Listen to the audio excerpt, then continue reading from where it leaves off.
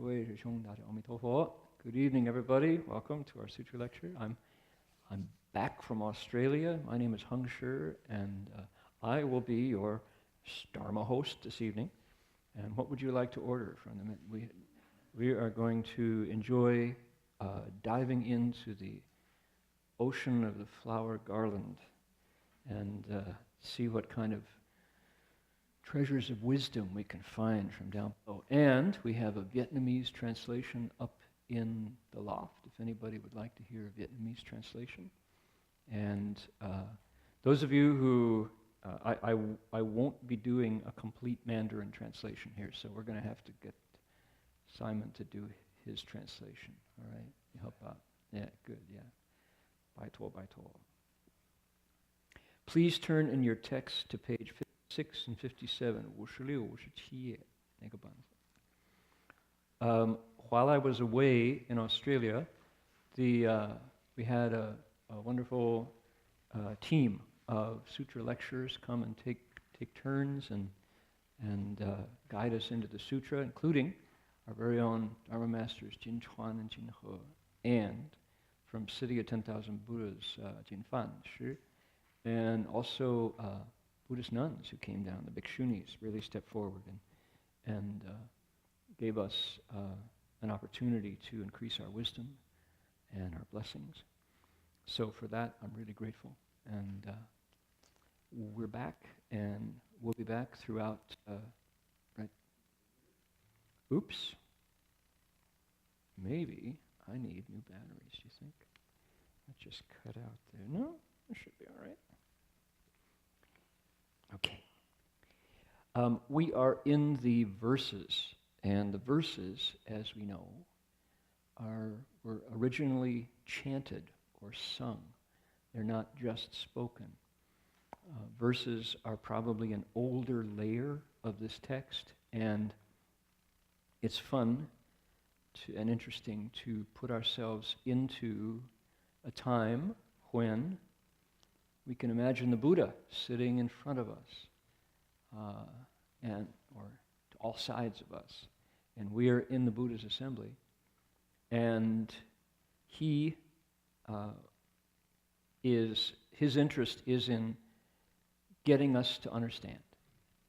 The Buddha explained these texts not so we would be impressed with his knowledge, not so he would become a famous sutra speaker, not so he could win a debate. The Buddha spoke these texts because they were like medicine. They were designed to help us understand why it hurts so much to be in a human body, or if you're a deva, a god in a god's body, or if you're an animal in an animal's body, and how to take steps out of what's called the ocean of suffering, Kuhai. Bien dong fa wu an, hui tou shi an. So he wanted us to understand, and that's what this is for. So because of that, he didn't put it into fancy language. He put it into the language that folks understood. The Buddha is famous for preventing his sutras from being written down, right? He said, I want it to be in the patois. I want it to be in the local dialect so that people get it, because that's the point. Otherwise, he would have just entered nirvana right away. But he didn't. He kind of tightened his belt, gave a big sigh, and said, I'll try to explain it. 49 years of trying to explain it. So, do we understand? Question. One way to do it is to imagine that we were there listening to the Buddha. And what would it be like? Well, for this part of the text, it would be chanted. It wouldn't be spoken. It would be kind of like this. I'm on the second stanza, so it's line 3. 善知识, right? 善知识地, 识地生意义地, 那个, the first line there. And let's see, I'll give you a line, and you give it back to me. All right? Here we go. Something like this. 善知识地生意地, 善知识地生意, 相地持别成立地.是地生尽即道地，乃至如来无碍地。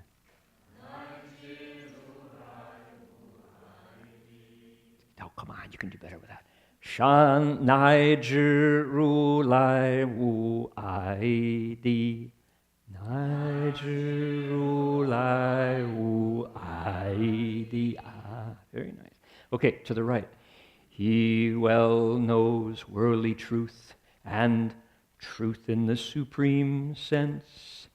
He well knows worldly truth and truth in the supreme sense, the truth of marks, the truth of discriminations and establishments. Truth of marks, truth of discriminations and establishments, phenomenal truth, truth of productions, exhaustion and the way. Phenomenal truth, truth of production, exhaustion and the way. Up to the thus come one's truth of non-obstruction.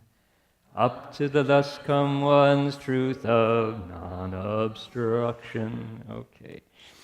That, we're involved in a project now, which is we're hoping to retranslate works that were translated once before.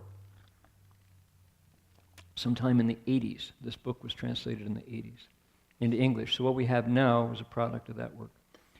But it reflects accurately our knowledge of Dharma and of language from the 80s. That was 30 years ago, roughly. And we've, as a group, as a bunch of disciples of Master Hua, we have improved in our knowledge. And it's interesting to look back through the filter of the years and the cultivation and the practice to this point. And as I look at phenomenal truth, truths of productions, exhaustion, and the way now, for example, that third line we just chanted, I realize it's half translated. It's halfway across now. And what is it? These are English words pasted on the top of Chinese words. Right? It's not yet translated. And this is a small interest to some people who don't care about translation.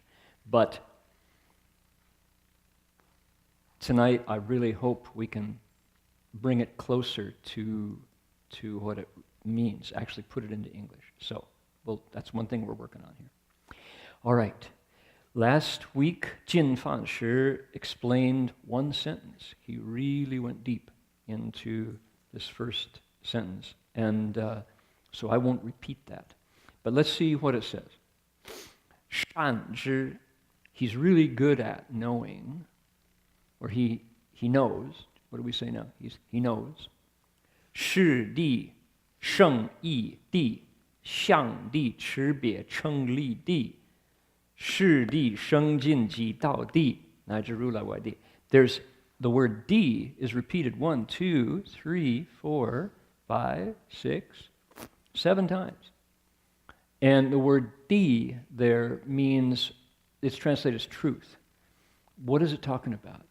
It means levels of understanding in my mind. Levels of understanding in your mind. They get deeper. Let's look at an analogy. A 3-year-old, most 3-year-olds can't add. Okay, school teachers, when do you teach math? The very first numbers. What grade? 3rd grade? 2nd grade? Yeah. 3-year-olds. Okay. Sesame Street, right? Today's program is brought to you by number 6, right? And that's, so kids go, that's good. So age 3. When do you get to addition? When is addition taught? Grade school teachers? Do you teach addition for your kids? Like 2 plus 2 is 4? 4 years old? Okay, so 4 years old gets 2 plus 2 is 4. Then you progress on to what? Maybe, when do you get to algebra? Is that like 6th grade? It's now 4th or 5th, it's dropping. Good. Okay, so algebra, geometry, which that's common knowledge, that's heritage learning. Okay, algebra and geometry. Then you get into, as soon as you get to lab science, like biology, chemistry, physiology, things like that, you need to apply those. And so you get some specialized branches of mathematics, right? Then maybe you get to calculus. Okay, how many people studied calculus at some point in there? Okay, hands up. Whoa, I'm required. Calculus required. Oh man. See, I took astronomy. I went sideways. Because I knew. I had a bad experience in high school with geometry and algebra. A teacher who, I won't go into that tonight. I'm not going to ruin my evening. So. What's that? Part of general education requirement. Good. That's good. That's California. I was in Michigan. So. All we needed to know was how to make a Chevrolet, and we could graduate. Or a Buick.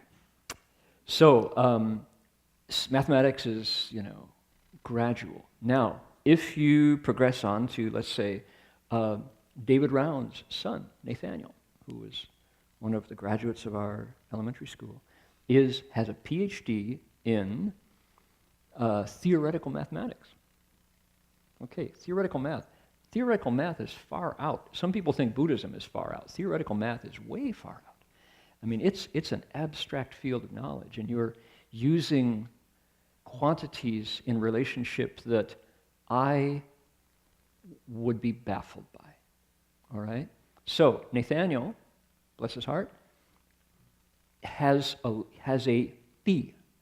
He has a level of knowledge that he swims in. He sports in it. He's like a dolphin in the water. In that is unavailable to me. But I can still do addition, subtraction, multiplication, and division. Seriously, that's about my level. I can pretty much divide numbers. I can't do calculus, And so there are levels of GE requirements, general education, that are unavailable to me, right? And I have knowledge that a lot of 4-year-olds don't have. So I'm much smarter in math than most 4-year-olds. I'm pretty pleased to say that, proud of that. So what is it? Is one not true? No. The 4-year-old's knowledge, 6, 7, is truth. The PhD theoretical mathematician's knowledge of differential calculus and, systems theory is truth. But just not to the child. Okay? So there are truths. Truth is plural. So for me, calculus is not true. Why? Can't use it. And yet, to this person sitting right here, it's like, that's obvious. If we don't know calculus, how can we track the path of a spacecraft heading into orbit? Imagine the mathematics required to put a piece of technology into space. That's heavy-duty mathematics, applied mathematics. It's truth. So, this notion that there's multiple truths, multiple levels of truth. You can apply that same idea to, like, relationships, okay?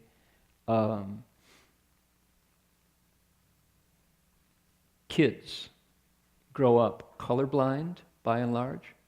A friend is a friend.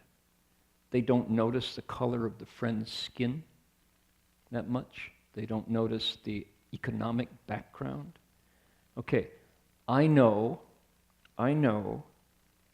couples, young people, who fell in love and wanted to get married, and things were going fine between the two of them until mom intervened at a certain point and told them that they were not going to marry because either the wife or the husband was not wealthy enough. They were in a different social category. and they were forced to break up. And to the couple, it's like, what? What? No, this is my soulmate, right? No, I'm sorry, you can't marry, I can't have their parents as my in-laws. It won't work. You stop seeing them. We're taking you back to Taiwan, pulling you out of school, separating you because we're afraid you're going to get married, and that wouldn't work. And to the two of them, it's like, that's not true. Well, they've learned there's another level of truth in relationships. It's like, why can't it be simple? Why can't the heart dictate, who you fall in love with? I'm sorry, it's way more complicated than that. They're just not our level. Can't marry them. Suddenly like, whoa. So truth, what is truth? So here's 7 kinds of truth, okay? Now I'm just giving you these examples of mathematics, multiple levels of truth, relationships, multiple levels of truth. You can't be that person's friend. Why? We don't have friends like those people. What?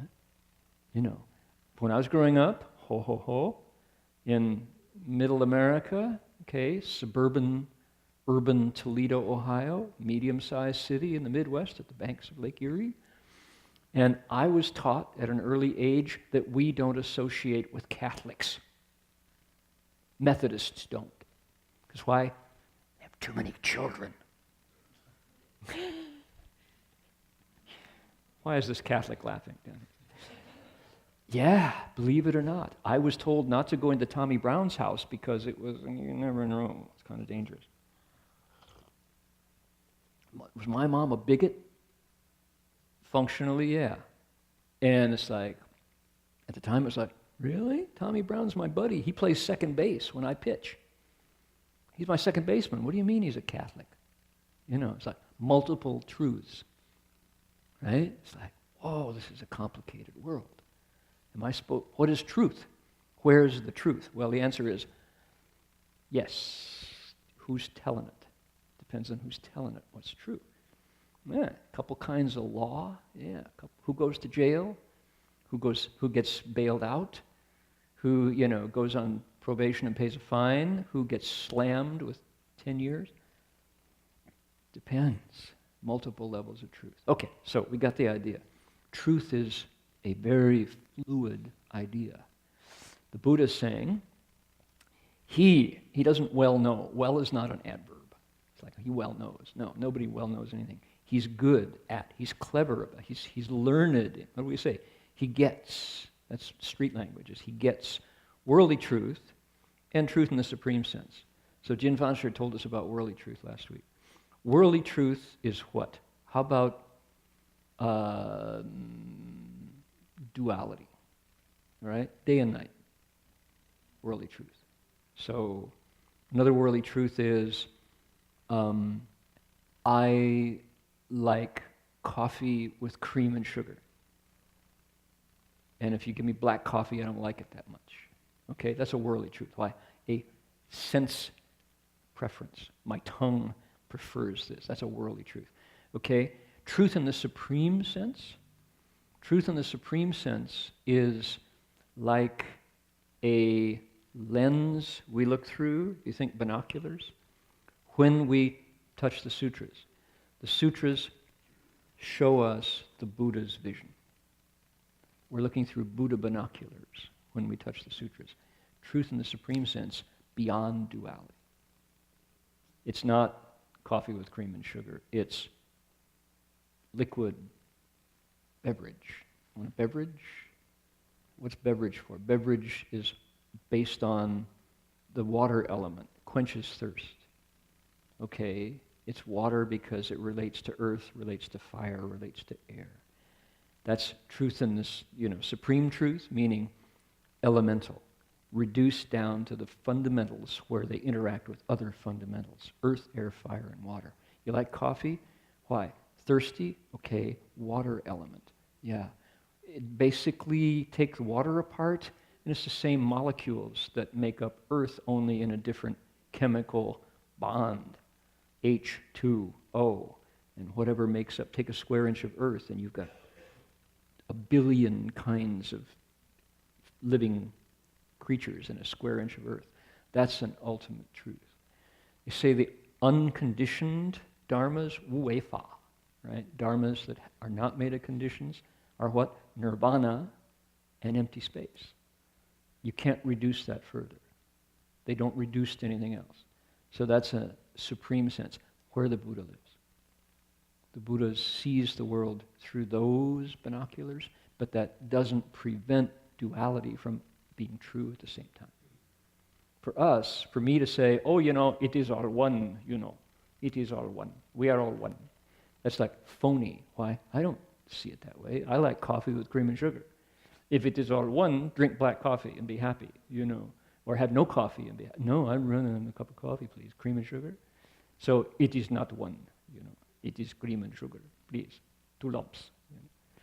So it's like, for me to pretend it's all one, phony. For the Buddha to say it is all one and duality is also true, completely right on.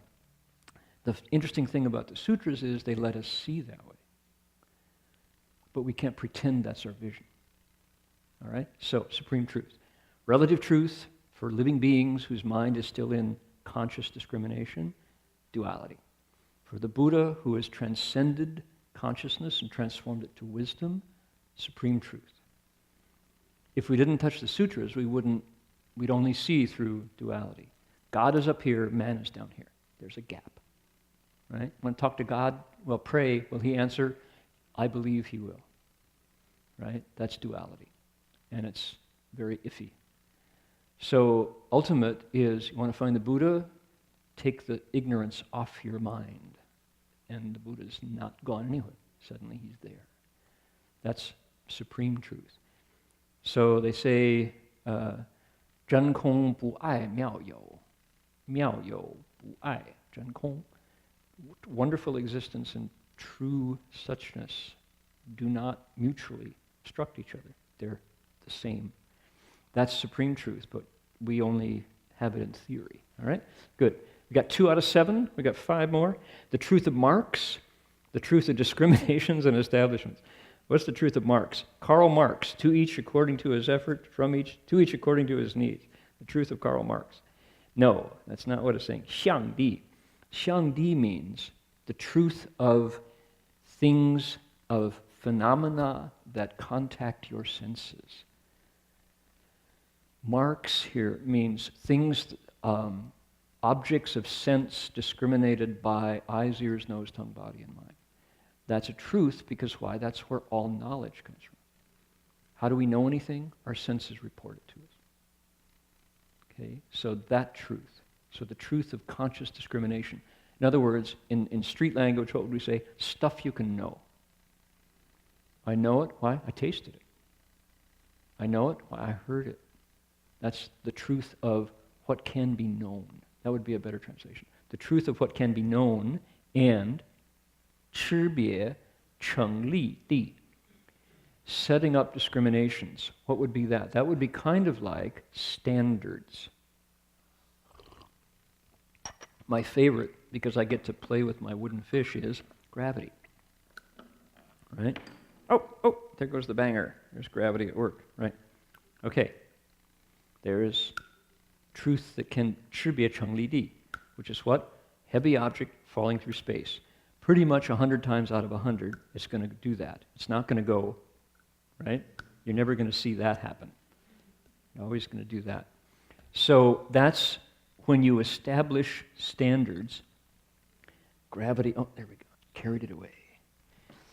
It's 区别, 差别. 区别 is distinguishing, discriminating, 成立 and setting it up.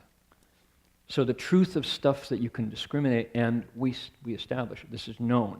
So 相地 would be my perceptions, the stuff that I discriminate. 区别成立 is when we agree on that discrimination. Right, gravity makes heavy stuff drop. Okay, there's 3, 4. So we got 是地, 生意地. We've got 相地 and 区别成立地.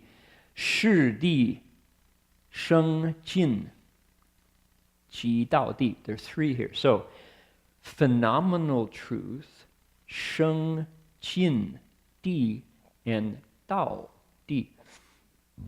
There's three kinds, but the Di only appears twice here. So, phenomenal truth, that would be principles.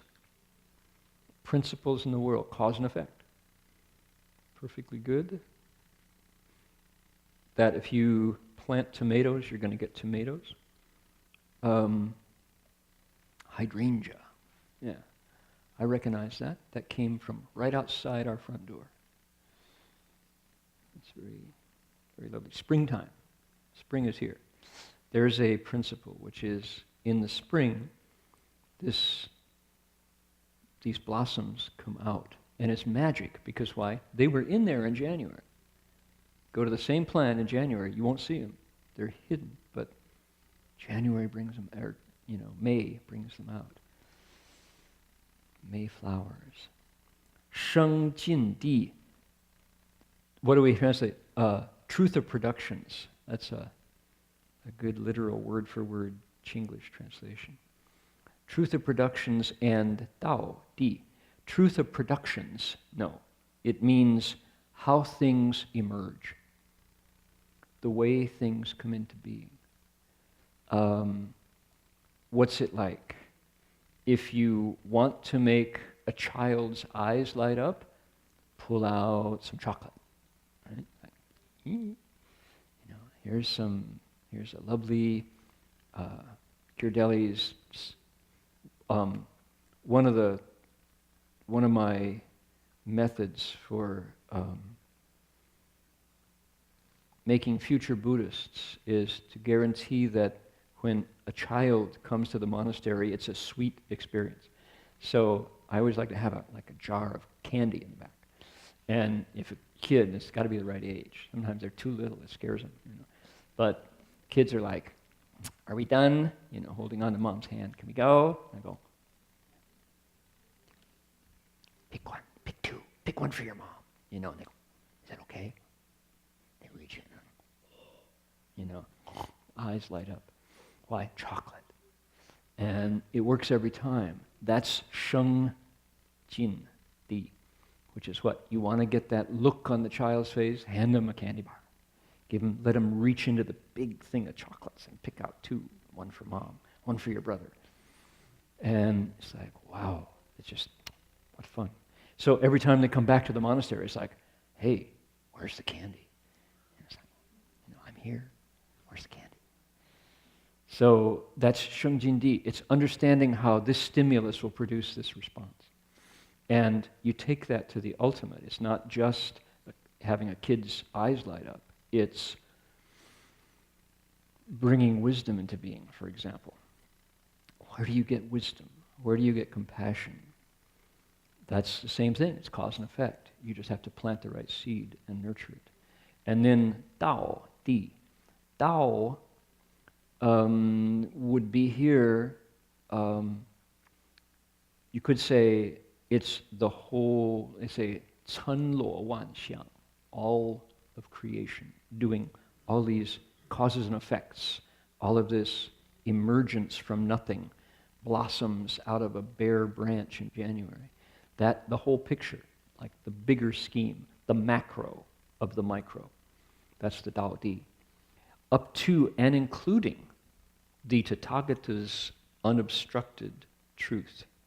So that's just repeating and saying that from the Buddhist point of view, the sutras let us look through the Buddha's eyes, Buddha's binoculars, at everything all at once. And we start with worldly knowledge, numbers, and then supreme knowledge, and phenomenal knowledge, and then establishing standards, and then processes, and then bringing things forth, and then the Tao, which is within our scope, all of that coming into being. The Tathagata goes beyond that. The Buddha, this is including what the Buddha sees, truth in the Buddha's sense. And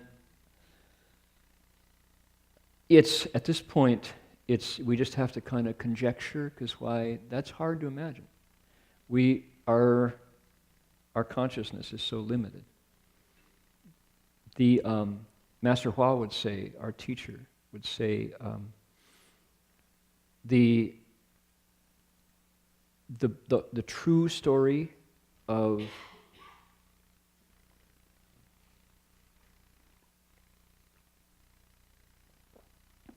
if you want to know the whole story of qian yin hou guo, of causes and their results, the true story, he said, even bodhisattvas on the 10th stage are not entirely clear about it. We've been doing it for too long, and the stew is too thick. It's like a stew.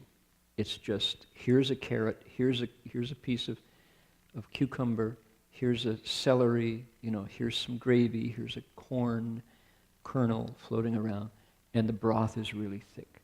Not even a 10th stage bodhisattva, which is like Earth Store Bodhisattva, is a 10th stage bodhisattva. His wisdom doesn't see it all completely. The Buddha sees it all. And he would just shake his head and say, it's too complicated.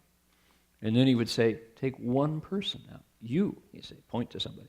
Your past, if it was every single instance of the things you have done and the results of what you've done were suddenly manifest so that we could all see them, he said, empty space couldn't hold it. No television, no 53-inch plasma screen could display the entire drama of your past, And, we could stop right there and just contemplate that. Just think, I know my mother, I know her voice and her face, and I know her mother. I met my maternal grandmother. I know my paternal grandmother. I know my father's mother. I never met either grandfather. Both my grandfathers were dead before I came along. So a huge part of my life, my own story, I can't tell you. The one that produced this body, I don't know. I didn't meet my grandparents, And yet there are people right here who were raised by their grandparents. So maybe that was you, So even in this life, there's a chunk of my story I don't know. How much the more past lives. Who was my mother before? And I'm pretty sure I existed before. You imagine? We all have those stories. Where did I live? Don't know. What did I, how did I die? Don't know. So that's funny, and yet pretty certain that I did. This is not my first and only existence. So how come? How come I don't have access to that? And so you think, wow. And here's the teacher saying, if you could see all of it. And yet it's all there. He's not talking from a teacher's point of view, he's not giving us a theory. It's not, trying to make us go, ooh, neat, far out. No, he's saying, it's really there behind you, or inside you, or with you, or around you. All that information is like in your surround. And, okay, so try harder, he would say. I remember we were in a little town in Malaysia. It was Ibao, Ipoh, central Malaysia. And we were in a basketball stadium in Ipoh, because that was the biggest place that would hold all the people that wanted to see our teacher speak. And so our teacher is famous for his bowing. How he started as a young man, beginning to practice, was he bowed. He bowed 830 bows in the morning, 830 bows in the night, every day, twice a day. And he would bow, he knew who he was bowing to. He was bowing to the Buddhas, his future teachers. He's bowing on behalf of bad people who didn't know enough to bow on their own. He'd bow on their behalf, so that they could lighten their karma. 831 bows. And he went fast, so he wouldn't take all day. And he did it for 10 years. You think of all those bows. So here we are in this basketball stadium, and the lecture's over, and the organizers, the hosts, will take a chair and set it on the like the center, the jump, the tip-off, what do you call it? The circle in the center where you do the tip-off, where you jump. And put the chair there, and Shifu would sit down, and then grab a square and take a seat. Anyway. We monks would stand on either side of Shifu, kind of like, pseudo bodyguards. And people would line up to bow to him. People would line up, and it would go out the gym door and around the corner and down the sidewalk. They'd be waiting in line for a chance to come up. We'd say 2 by 2, please, or 3 by 3. Otherwise, we'd be there for hours. To come up and bow to our teacher. And Shifu would just sit there, just wait. He's so kind. He wouldn't say, I'm busy, this is a pain in the neck, I'll bow at once. No, he said, you want to bow? It's fine. And people would come up 2 by 2 and bow, so sincere, and they'd stare at this teacher, and then they would bow and stare at him on the way back up, and they'd sometimes hand him an envelope with money in a Chinese way. And then they would, you'd see this light in their face, and they would go away. And, we would just stand there, and sometimes it took an hour, 2 hours for everybody to bow. So we'd be there at 10 p.m. The lecture finished at 9. It's now 10 o'clock, 10:30. And they're still coming. Grandmothers, workers, guys with like axle grease embedded underneath their fingernails, and old ladies in wheelchairs just for a chance to bow to this the teacher who came in. And we would just see their faces, and his eyes so big, and he'd come in and bow to Master Huang. And Shifu would just be the same. He'd have this, very just kind of this, I don't know if that's the expression or not, but not smiling, not happy, not sad, not irritated, just like, he would give him his wei, his awesome deportment face, and they would bow. And we would just, sometimes at the end, Shifu would say, okay, what did you all see? He would say to us, the monks who were standing there, go, wow, it's a lot of people, Shifu. Yeah. Who was it? These are the people of Ibo, Shifu. And he'd say, no, it was mostly frogs tonight. There were a few foxes, too. Shifu? He said, you didn't see them? No, Shifu, I saw the grandma and I saw the mechanic. No. They said, mostly there were frogs. There were a few snakes, frogs, he said. What is he seeing? Not what I'm seeing. It's like I was seeing the people of Ibo. He says, yeah, he says, a lot of suffering. He says, here, that's pretty much the ones who came tonight. And he said, did you see the colors? No, Shifu. He said, lots of reds. You didn't see them? No, Shifu. You're pulling my chain, Shifu. Yeah, he said, yeah, lots of colors. And he'd say, I think they're just returning, they're returning my heads. Because in Chinese, koto is you knock your head, meaning you bow. And he says they're paying me back. They're bowing back to me because of all the bowing I did. And we're going, what's going on here? No idea. He's seeing what's going on there. Why would strangers line up to bow to a Chinese Buddhist monk who's going to be moving on tomorrow? Tomorrow is Penang, or Butterworth. No, it's like something very wonderful is going on, visible to him, not to me. So that's both truth in the supreme sense and worldly truth is happening at the same time there. So the thus come one's truth of non-obstruction. If we could see it, it would be better than any TV show we've ever seen. And yet, it's his reality that he's tuned into that channel using nothing but this. No batteries needed. He doesn't have to plug in to get this functioning. It's his own body and mind apparatus used and cultivated into the Buddha's wisdom.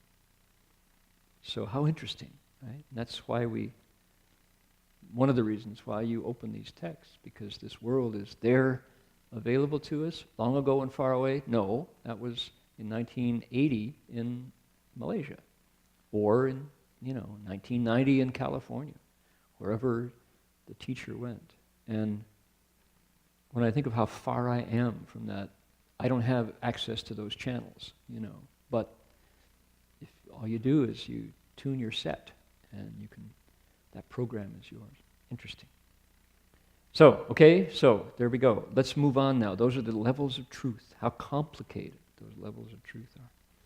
We're on stanza 3. Okay, let me give you the lines here. See, the English does not scan for chanting, sadly. That's really... Anybody whose ear is tuned to music would weep at trying to scan to our tune, this chanting. So we have to retranslate it and get it so it scans. Okay, so here's the probably how we would chant it if this were the Buddha's time and he was there saying, okay, I want to hear you recite these truths. Here we go. 如是观地虽微妙，如是观地虽微妙，唯得无碍生解脱。Nice. 以此能生大功德。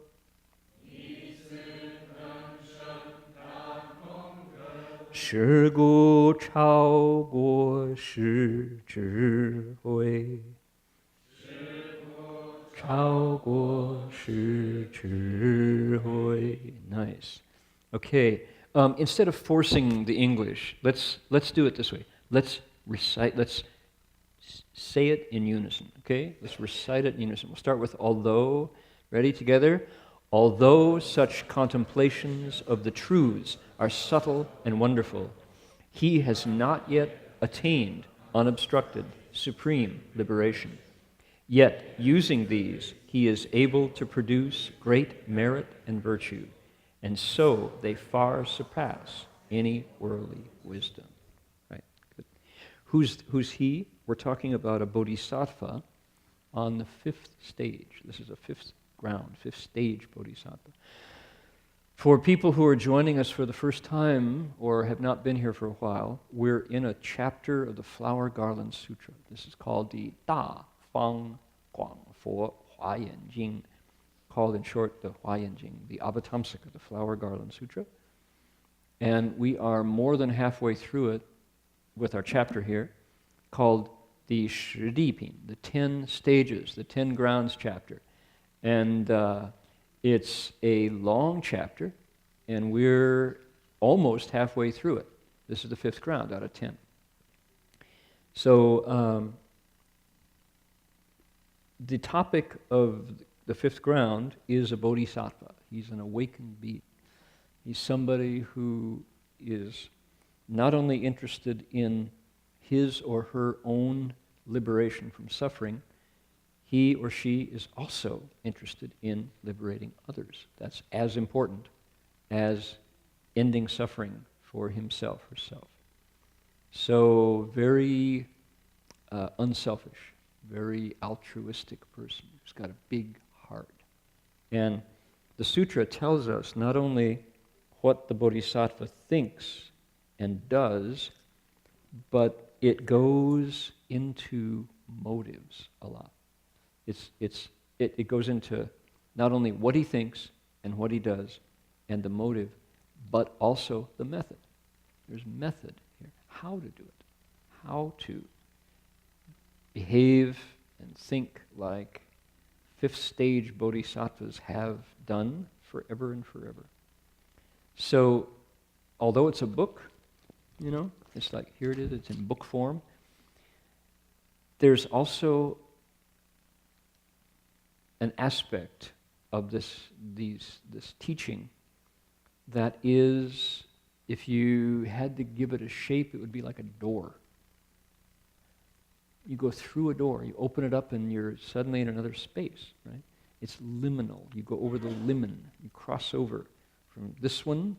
There's walls. You can't get through it. But you through, and suddenly you're in a brand new space, through the portal.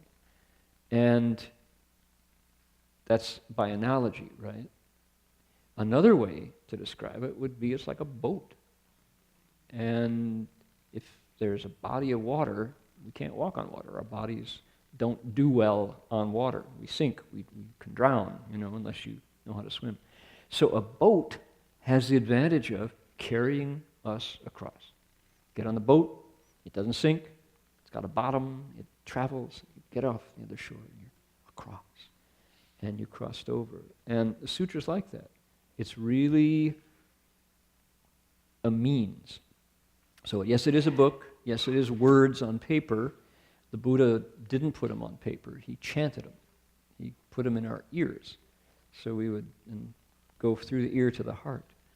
But that aspect of a living means is really here in these texts. And it's totally up to us. What do we do with it? Here it is. What is it? How many people in Northern California made their way to the Buddha Hall tonight to listen to the sutra on Saturday night? What an amazing thing to do, to listen to this old knowledge. And yet, if we were to take the planet tonight, and let's say every place where a sutra is being lectured, there was a beam of light that went up like a beacon, like when they open a new car lot, right? And that spotlight, you go rent those.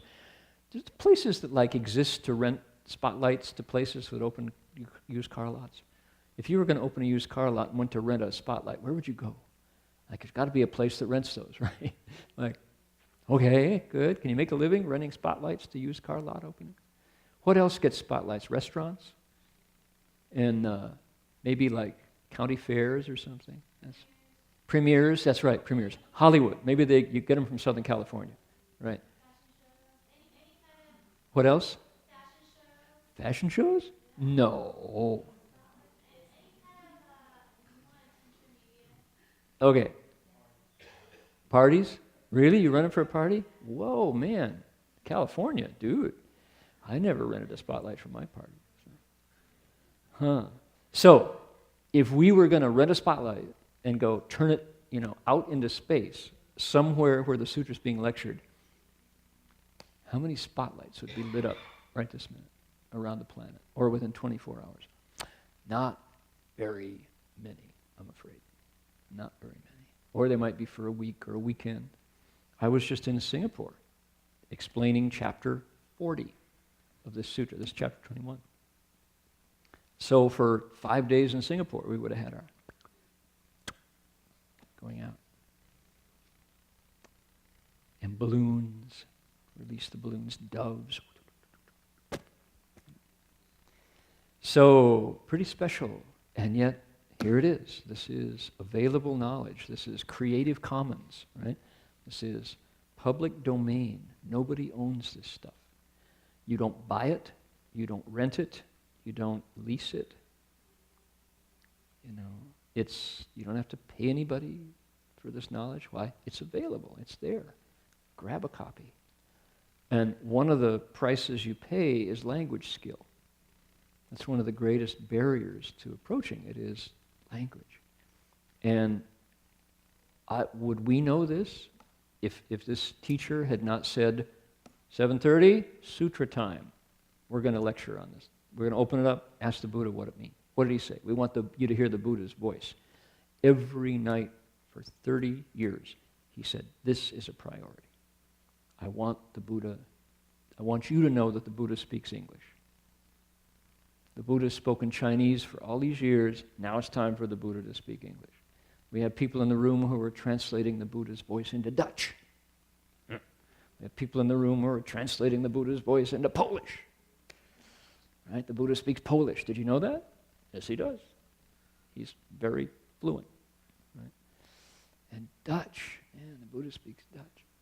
And we have translated into, if you go to Dharma Drum Mountain, Fagushan in Taiwan, it's wonderful.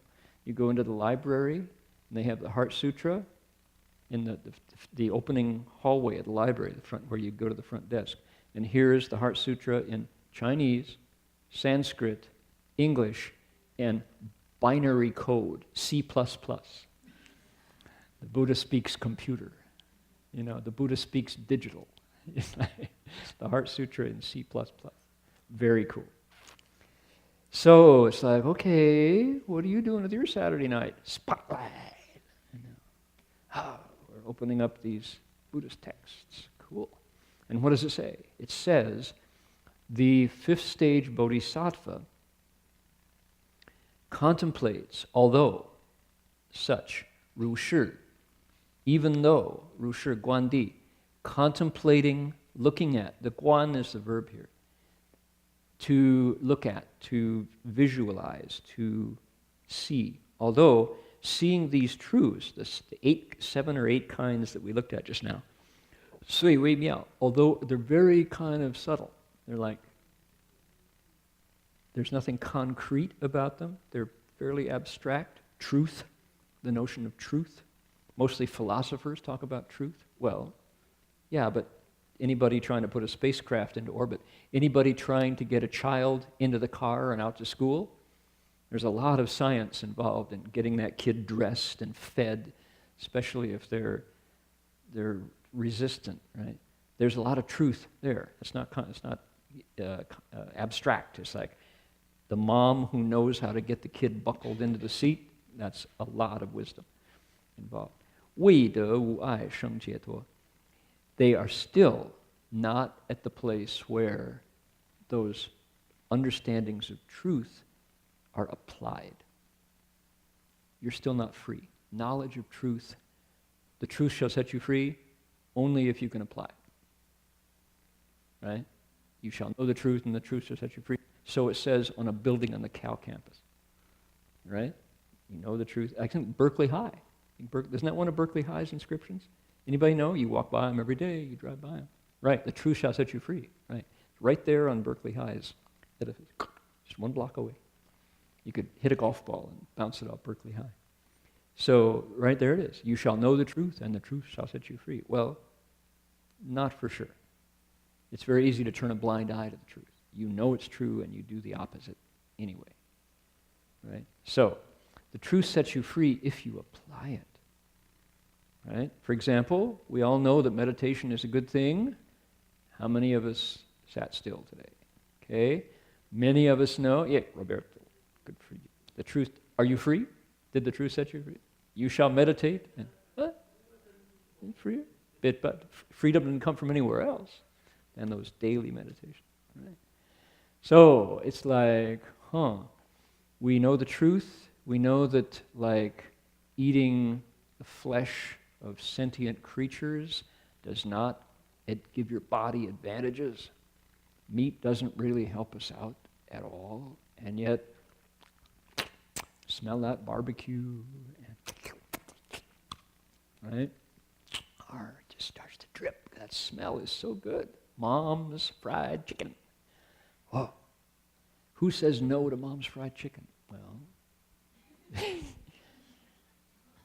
when was the last time your mom fried a chicken? Yeah, doesn't happen. So that's abstract. I don't believe it. Your mom doesn't fry chicken. Let's get a real answer. But it's tough, boy, that old conditioning. So, I'm saying, truth only sets you free if you can put it into practice. We know stuff, and yet it's habit. Habit. Master Hua would say, how did he say it? He said it, I remember there was that's a story for another time. But his nugget of wisdom was desire and principle struggle in the mind. Habit determines the winner. Desire and principle struggle in the mind. Habits decide who wins. So habit is strong. Wowee. Although these contemplations of the truth are subtle and wonderful, he, this bodhisattva, has not yet attained unobstructed, supreme liberation. He's not free yet. Hasn't been able to do it entirely.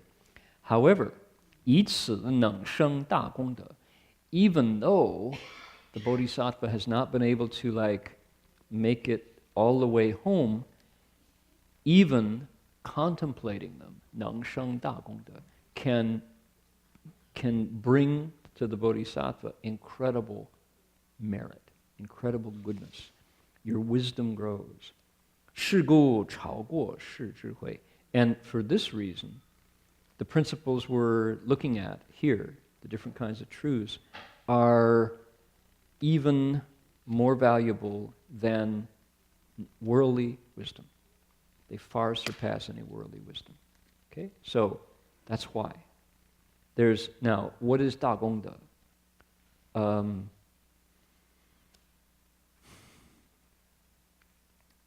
This is among the various, let's say, concepts, among the various ideas that the sutra contains, the word 功德 is among the top 5. This is a quality of human life that the sutra really, really values. And we're, as translators, those of us who are working with this, trying to make this text come alive, how do you translate 功德? 2 words, 功, this is 大, this is big, 功 and 德. 功, we say merit, meritorious qualities, those aspects of your life that are, what do we say in real English? We say blessed. Although 福, and there's another word for blessings, but we say, wow, this person's just some sort of blessings. You've got blessed quality. It's hard to do it in a word. I guess that's the problem. You need to say, things really work out for this person. Right? A lot of good stuff happens to this person. That's someone who has 大功. Now, 大德, virtue, that second one, this, we could probably teach a class on this one word called 德. And there are various translations that work. The ancients called 德 a power. But it's a power that, they say, cuts without harming. It's somebody who has 大功德. The reason, I guess why this is such a difficult one to translate is because it's not an idea. When you meet somebody who has 大功德, you are impressed by them. You notice them. You will believe the things they say. You will follow them. If somebody has 大功德, you will agree with them. You'll invest in things they suggest. You'll commit to their initiatives. Why? You don't really know why, but you know that they got something special. It's close to the word charisma, but charisma is too often external. You know, if a movie star is in full war paint, you know, really with all the makeup for the cameras and all, you'll notice them because there's light. There's this light shining off them. Somebody who has a very strong physique. If you meet somebody who's got, you know, 6-pack abs and biceps and triceps and delts and latissimus dorsi all developed from all the pumping iron, you go, whoa, this guy looks. You work out, you know, you notice, okay, and yet that's still not what we're talking about. The 功德, the 大功德, the big meritorious virtue, the meritorious qualities that the sutra is talking about, is something that moves you almost without looking. You feel it. You feel it. There's an electricity, there's a force, there's kind of a force field around this person. One of my best examples, I should probably get a new example of this, but I guess only tell my own story. My high school assistant principal, Don Sharp, an ex-Marine, impressed me so much. And he was one of many teachers. We had Bob English was the wrestling coach. Bob English was a muscle, man. He's one of those guys, he was V-shaped. You know, this is the wrestling coach. And he walked like this, you know, because he couldn't relax. That's as far as his arms would go. He couldn't drop them any further.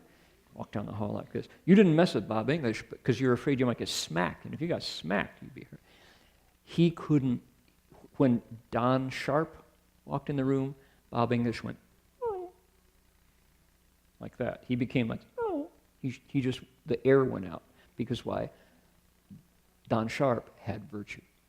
He was an ex-Marine, and he always, whenever he set foot in the building to go to work as assistant principal, he had on a three-piece suit. And his tie was like perfect. And he, as I say, he was a Marine. And he marched. He didn't walk, he marched. He would march down the hall like this. And he wouldn't move his head more than like a degree or two, but his eyes were everywhere. And if you were a kid, you know, and you knew that you'd done something wrong, you were just sweating. Don Sharp would walk by, and you knew that he knew what you had done, you know.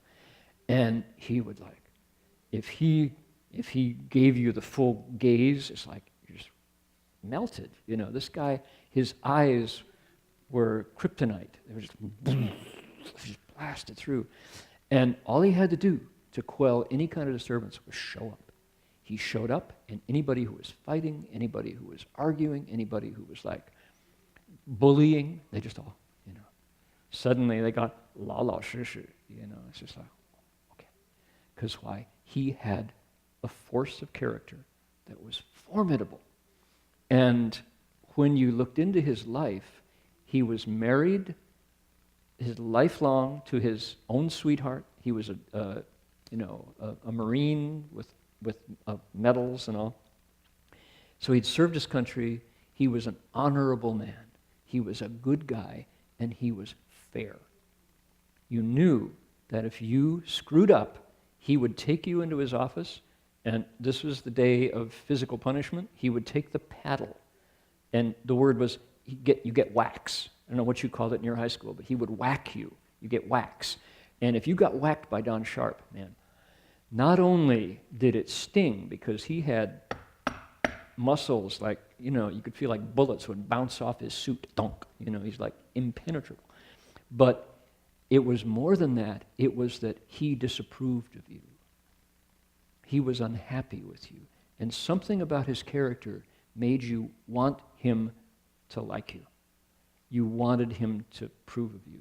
And if he was like, you know, if he scowled at you, your quotient of humanity was diminished. You know, it's kind of like God didn't, you know, the shadow went over the sun, the cloud, you know, it's like dark. And I remember I was in student government as a high school junior and senior. And I think I told this story, but it bears retelling. Maybe you forgot it in the last 4 months, so I'll tell it. Maybe every 4 months I tell this story one. Okay, so we had a rivalry with the local Catholic high school, St. Francis. Our high school was called Thomas A. de Vilbus High School. It was a local Toledo high school. We were public, they were private. And in terms of football, we were really, really good in the 30s and 40s. St. Francis came along later, and they became the high school football power. We were still rivals. So our big game was coming up against St. Francis. And my best friend Randy Snow and I, kind of on a dare, we were trying to whip up school spirit because we wanted, you know, to beat St. Francis. And so Randy and I put together half a dozen signs, just, you know, cardboard signs, and it was beat St. Francis, and what was their mascot was the Knights. So the Tigers cream the Knights, and Tigers eat the Knights for lunch, and stuff like we just, you know, wrote them out. During lunch, we got into Randy's car and drove over to St. Francis and had pre-taped the signs with masking tape circles in the back of the sign. And he and I went into the St. Francis High School lunchroom in the middle of lunch and posted up the posters. Nobody noticed, right? And we were banking on it. And if we had been noticed, we would have been torn to shreds, both of us, you know. So we just kind of walked around, you know, and go down, put up 6 posters. And so as soon as somebody noticed that there was somebody, and then read them, here were the anti-St. Francis posters in their dining room at lunch, right? And so we ran out to the car and drove back in time to make 1 o'clock class. And so we, the next morning, we come to school, and there's this huge hubbub. And the principal of St. Francis High School had called DeVilbiss High School and made an official complaint. You know, it's like, it was, you know, are you aggressively attacking St. Francis, defaming, blah, blah, blah, blah, blah. And it was a big, you know, who did it? You know, and so we're kind of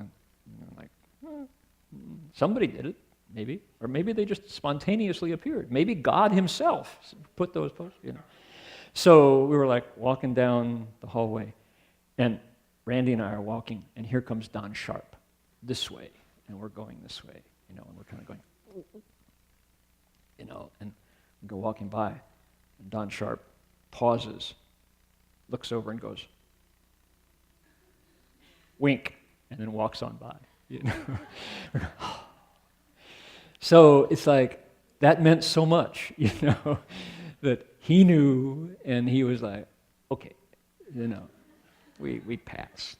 And sure enough, we lost to St. Francis. Oh. Anyway, it mattered a lot. And after graduation, I went back to visit him.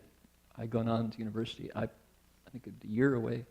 I went back to see him, and just to say how much I appreciated his presence, you know. And he was there, and his wife was this tall, strong, white-haired, lovely woman. And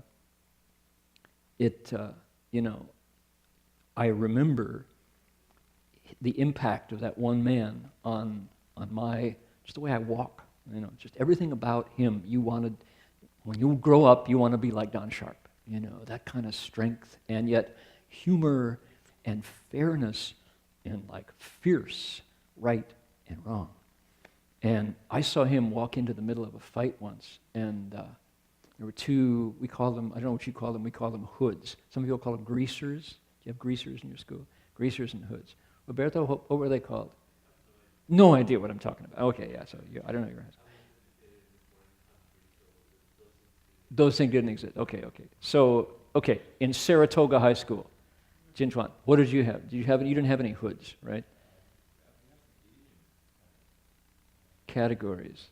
Funny, that's California. Yeah. Anyway, so we had greasers. You may know what greasers are? Hoods. They were called hoodlums. Hoods. They were black leather jackets, motorcycle boots, and a pack of cigarettes rolled up in your shirt sleeve, t-shirt sleeve. David, what were they called? Before your time. After your time. Okay. Phenomena. What kind of truth is that? Is that shi di or is this sheng di? So, the hoods, they were they had a stiletto in their boot, and their boots zipped. They had shoes with zippers, and they had a stiletto. Out comes a 12-inch blade. Fast. And big scars in their knuckles from fighting and stuff. So, there was a knife fight in the cafeteria, and, you know, everything clears out really quick. And Don Sharp waded into the knife fight and had both those kids by the scruff of their neck, lifted them both off the ground. You know, like this. You know, so anyway, this is the kind of Da Gong De. Well, was it really Gong De? Okay, well, maybe not, but he had that quality of power that comes from character, right? He's physically strong, but it was his character that gave him that force that made young men, including Bob English, the wrestling teacher, tough guy, made us into puppies wagging our tails, ready to follow the big dog. And yet, physically he was not, Bob English was half again as big, but he couldn't match that strength. So this is what 以此能生大功德. When you apply this to Buddha Dharma, okay, let's look at the Buddha. Who's the Buddha? All right, the Buddha would look like Jin He, well, maybe, come in the Jin Chuan, maybe. Heng Sure, no, I don't think so. The Buddha, what would he look like? We're too fancy. We have like eyeglasses and stuff, you know, and wristwatches. No way. We have iPads and stuff, you know, phone, no. The Buddha would be like this guy with cloth wrapped around him for modesty and to keep the insects off. But other than that, he would just be this yogi. Maybe looks like Fab. There we go. Fab. There we go. Good role model. He's a yogi. He's like been living under a tree for a long time. We might not even want him to like come in the living room, you know, because he looks too rough. The Buddha was like, he's out there on the mountainside under a tree, happy, and yet this kind of serenity and radiance and fearlessness, and yet kind. In the middle of that, Don Sharp was kind. He liked boys and girls. That was one of the qualities of Don Sharp, was the sense of he likes kids and he wants them to grow up into good people. You know, the Buddha would have the same kind of like, he likes us, and even the ones who are scary, he understands them. The ones who are soft and weak, he protects them. He sees something inside me that's worth saving. You know, the Buddha looks at me and says, I know what you can become. Develop that, you know. You go, okay. We would follow this man, you know. That's Dagongde on the Buddha's point. So we're talking about who? We're talking about our fifth stage bodhisattva. Although he contemplates these various kinds of truths, he sees all that, he's aware of them, still he hasn't been able to put them entirely into practice. Even so, that knowledge produces that quality of character. And so they far surpass any worldly wisdom. So study this Dharma, because why? It brings out of us these qualities. It makes us shine that way. More so than what? How to make getting rich. What is worldly wisdom? Getting rich. What's life about? Money. Profit. Life is about beating the other guy to the punch. That's worldly wisdom. And it doesn't necessarily produce any kind of light in us. All right. Let's do one more here. Next one down. I'll give you a line. 奇观第一只有为，奇观第一只有为，体性虚伪无见识，得佛慈名光明分，为利众生求佛智。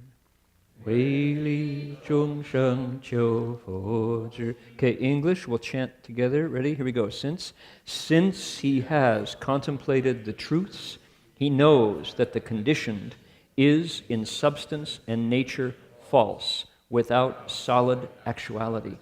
He obtains a share of the Buddha's light of kindness and sympathy, and to benefit living beings, he seeks the Buddha's wisdom. Cool. So, all right, let's throw this back into context. What is the fifth ground about? The fifth ground, or fifth stage here, is the Bodhisattva's gathering knowledge.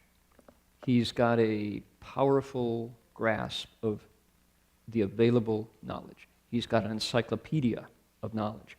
Not only like factual knowledge, he's also able to build buildings. He's also able to smelt gold. He's also able to heal illness. He's also able to debate logic points and win.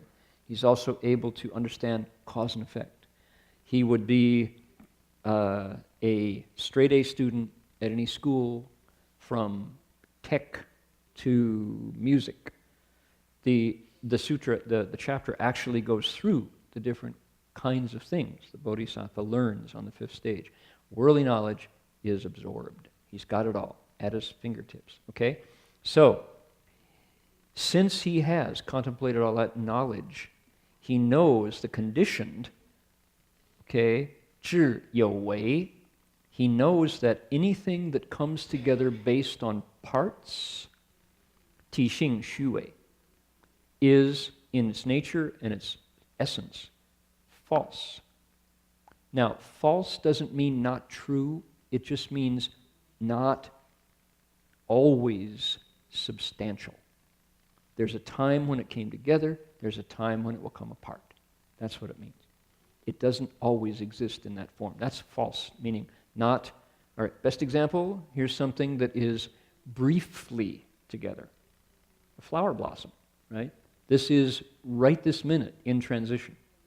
Okay, come back in 3-4 days and it will be like that. Come back in 3 or 4 weeks and it will have fallen and kind of vanished. And then it becomes compost. And then it comes back. So there's an example of conditioned dharmas that have a short lifespan. Here's another one. This item, right, called the body. Really brief. Doesn't last long. Very fragile. Sustained in a kind of a precarious balance. Here's an example. Before I got on the airplane 4 days ago, I managed to cut my edge of my thumb with paper.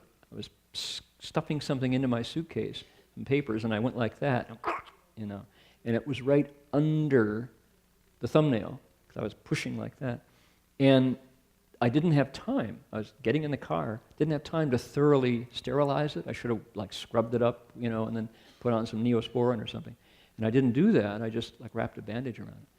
And 24 hours later, I got off the airplane. I was traveling for an entire day, and it had gotten infected. And this is exactly where my thumb hits the fifth string on my banjo. So it impacts my ability to make music, and it's right where I want to play. And so every time I hit the fifth string, I go, ouch, ouch, in time. Ouch, ouch, ouch, ouch, ouch, ouch. Because it's, how fragile, how strange. This one's fine, but unfortunately I play right-handed, so it doesn't help. Just that little slice, that instance, and I can't play the banjo without going ouch, ouch, ouch. That's funny. Why? Why is that? This is no problem. Hit that one. Touch on my trackpad on my computer, and it's like, ooh, I got to use the mouse. It's like, that's so funny, right? Our bodies are so fragile. All right. Since he has contemplated the truths, he knows that all conditioned things, including the body, is false, without 见识, without any reality to it, no solid reality. He, by seeing it that way, 得佛慈悯, he gets the Buddha's kindness, sympathy, light share. He grows in the kind of kindness that the Buddha has mastered. He gets a share of the Buddha's light of kindness and sympathy. And 为利众生求佛智, so that he can help other people, he seeks the Buddha's wisdom. He goes forward. He goes ahead. So he's got worldly knowledge, and he's now moving forward to connect that to the Buddha's principles. To know what the Buddha knows. Okay? Isn't that neat? So, our sutra is talking about what we know. So, what are you doing with your education? Those of you still in school, what are you going to do with your education? PhD dissertation writer? That's pretty relevant to your life right this minute, right? Think about, when were you last in school, and what are you doing with what you learned?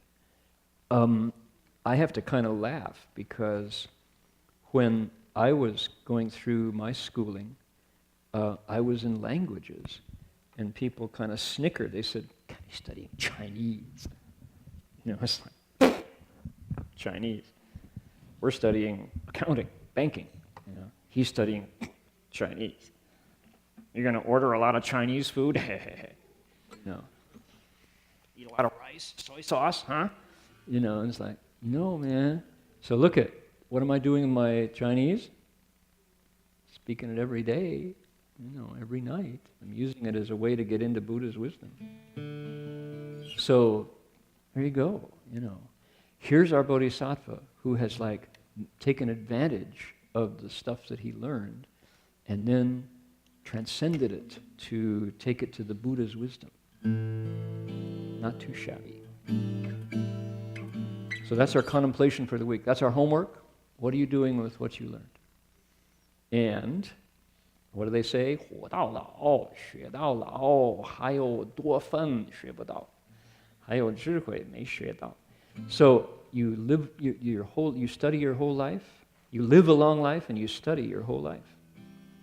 So 活到老，学到老. So it's an ongoing process. Knowledge is never over. Our education is lifelong learning. Okay, on that sheet that you have in front of you, there's a dedication. We're going to dedicate the merit. And it's an interactive thing. You share it with the world through that doorway in your mind. And you make a wish. And all of this, the merit, that I have created through shining my spotlight into space this evening, Saturday night from Berkeley, I'm going to shine that spotlight to all living beings with the wish that it illuminates, fill in the blank. And you all sing because I'm going to go, ow, ow, ouch, ouch, ouch, ouch. Thumb picks don't help. It hits right on that spot. Oh. Okay, let's do that. Let's make a wish and send out the merit wherever you would like it to go.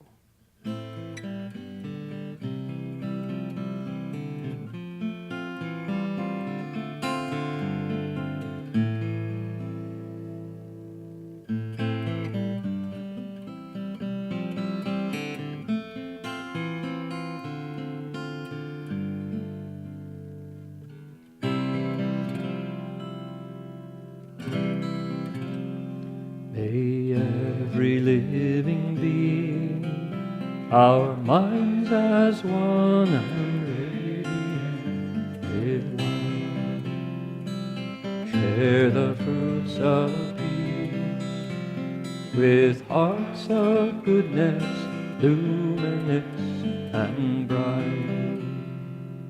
If people hear and see how hands and hearts can find in giving unity, may their minds awake to great compassion, wisdom, and to joy.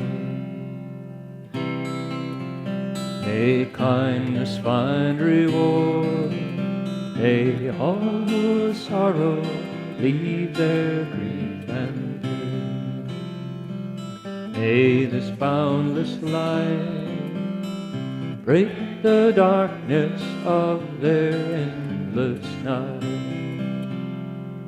Because our hearts are one, this world of pain turns into paradise. May all become compassionate and wise. May all become compassionate and wise.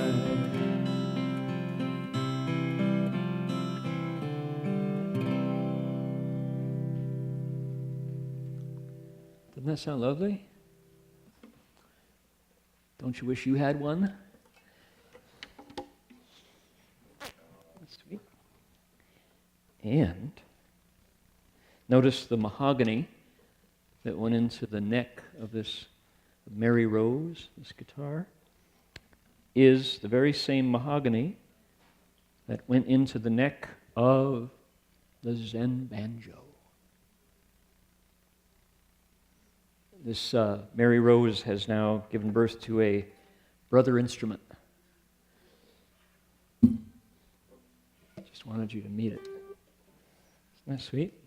Notice the Dharma wheel in the lotus here. Shining. Isn't that sweet?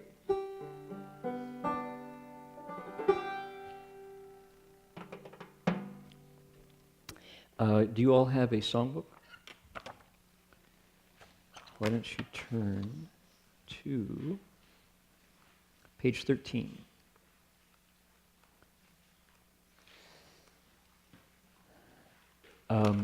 Up at City of 10,000 Buddhas, everyone is bowing to the names of 10,000 Buddhas.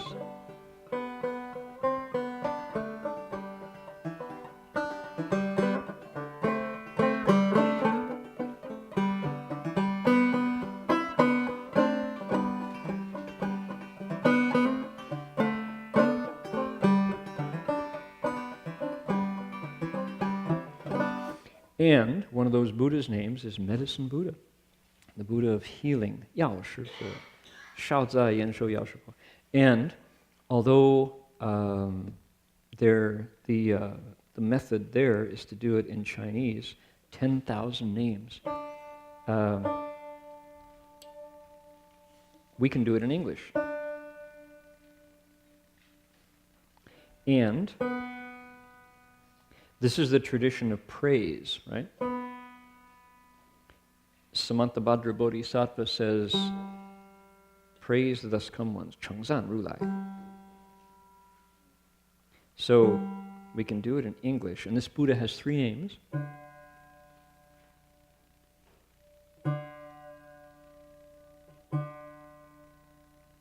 His main name is Medicine Master, thus come one, Tathagata, that is.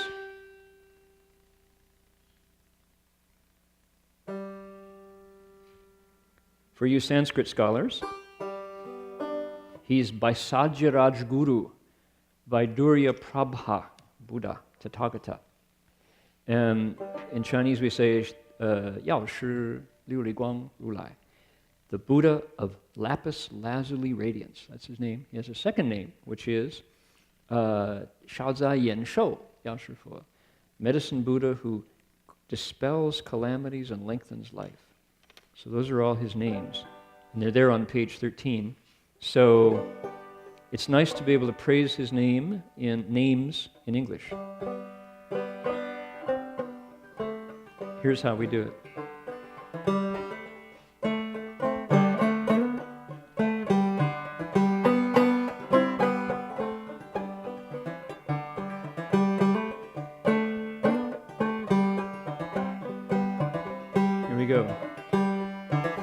Medicine Master, thus come one.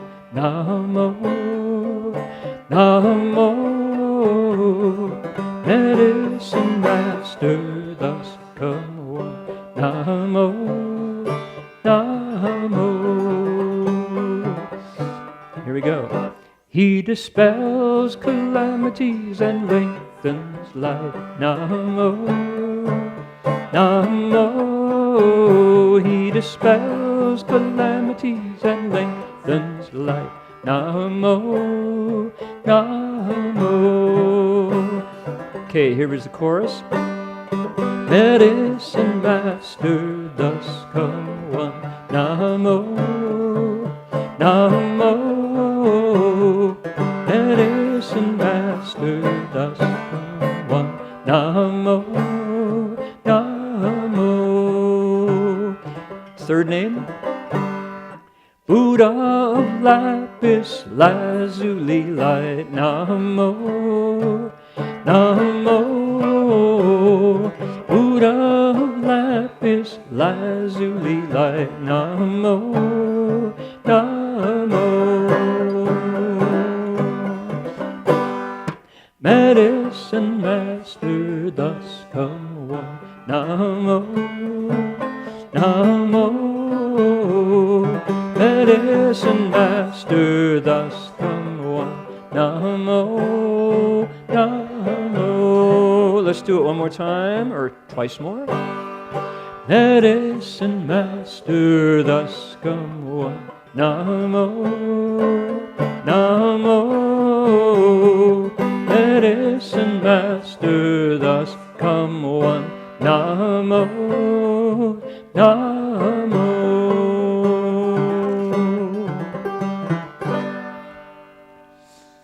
Wouldn't you be pleased to be able to create something that makes so much happiness? Well done, in fact. This is Ashoka Banjo number 2. So we won't ask him to take a bow, it would embarrass him, but if anybody else wants an Ashoka Banjo, he's sitting right back in the back, talk to the guy with a smile. He'll definitely set you up. All right. Now, I'm going to rush over to the podium and going to drop the screen here and show you a few pictures from my trip, because there's lots of stories here.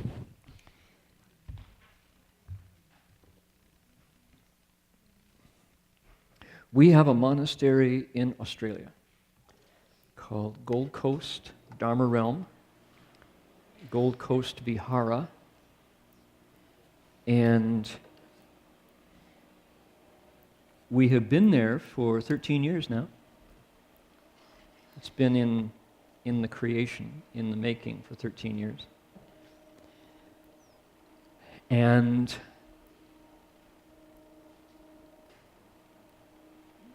there we are. It's a very beautiful place. Australia is down under. It's, here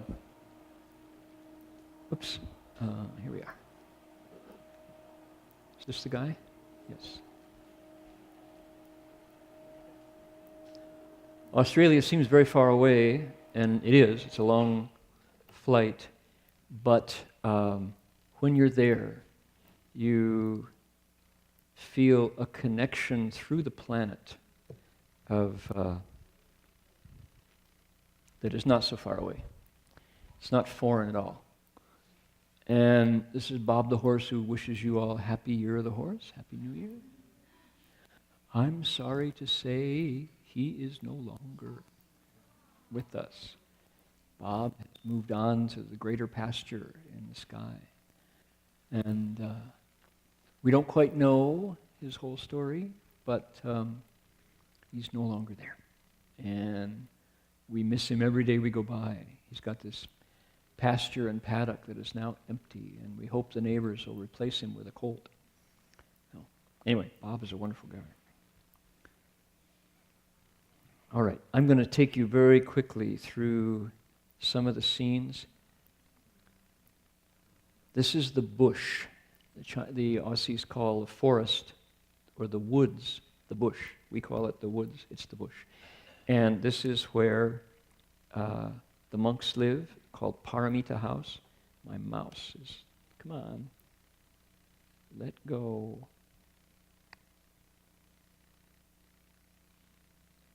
Goodness.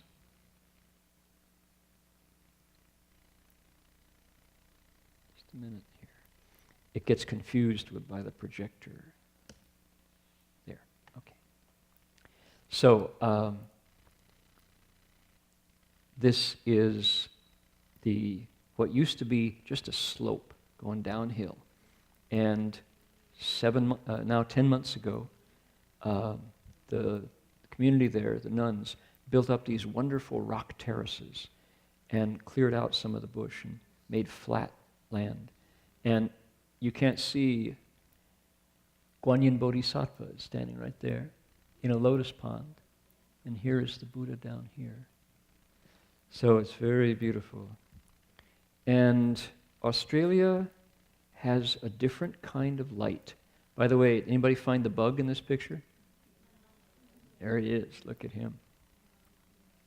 Insect. Because the ozone is different down there, so the light is different. And many people have in their minds Australia as a parched and barren dry continent, and for the most part, the majority of it is where we are in southeastern Queensland, 15 minutes from the Pacific Ocean or the Indian Ocean. It's not. It's green and lush. We're in a rainforest, and when the rain falls, the grass comes up, right? So living in an Australian rainforest is quite a wonderful experience. You can see the variety of flora that is there. And people, we think about Australia is famous for its fauna, for the animals that are there. And I'm going to show you some of those. We don't have enough time to do a thorough show, so it's going to take a couple weeks to get the whole story told. But this is one place where the monks live, Paramita House. This is a gum tree, kookaburra up in the old gum tree. Oh, I'm curious. I want to ask, how many people, could you raise your hands, how many people learned that song in elementary school? Kookaburra up in the old gum tree, of the bush is he. Kookaburra laugh, kookaburra gay your life. Only people, that's only true in America. I ask our representative Canadian, nope. We ask our representative Pole, nope. So that must be an American phenomenon to learn that song. Like most Americans who went to school in this country learned that song in what, second grade or something? What was it? Girl Scouts. Girl Scouts. It got included in songbooks. Val? Fourth grade? Fourth grade. Songbooks. The Australians all know the song. Yeah. Loud kookaburra. Right. Fair dinkum. Bodhi tree. Arhats. Some of these are out of, I don't have it pruned yet, so be patient while we go through the funny sizes here.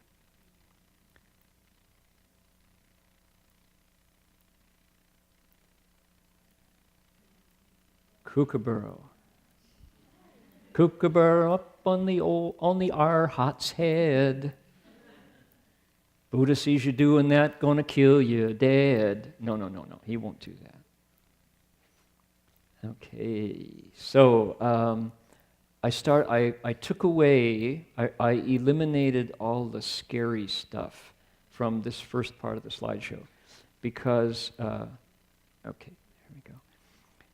There is some scary stuff, like spiders and snakes and stuff, and I don't want you to be alarmed by those. This is a kookaburra, and they live in family groups. This is the bird that laughs, right? And they come in pairs, like that. Why do these kookaburras have their beaks open? It's 102 degrees. They're panting, like that, breathing through their mouth. That was a particularly hot day. This is Sam Ong, who's going to be showing up in 2 months. He's the Dharma protector there. This is Karina White, who does the same function for the nuns. We're out at a reservoir that day. There's Karina. She's been here before. This is a cane toad baby, tadpole. There he is. All right. These are fava beans. These are cherry tomatoes. We have a very active garden there. This is paper wasp's nest that fell out of the tree. A lot of the vegetables that we ate were grown by Chinnai Shi Pham, who is our friend here. So let's see here, just going quickly. In Guanyin's lotus pond, we have one of these, a different one every day. It's so wonderful to wake up and see what the Buddha has brought us. This is frangipani, that in Hawaii they make leis out of. Oh, okay, going right by these here quickly.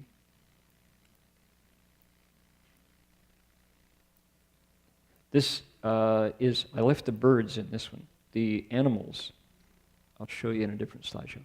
This is called a tawny frog mouth. Tawny frog mouth. You'll notice his camouflage.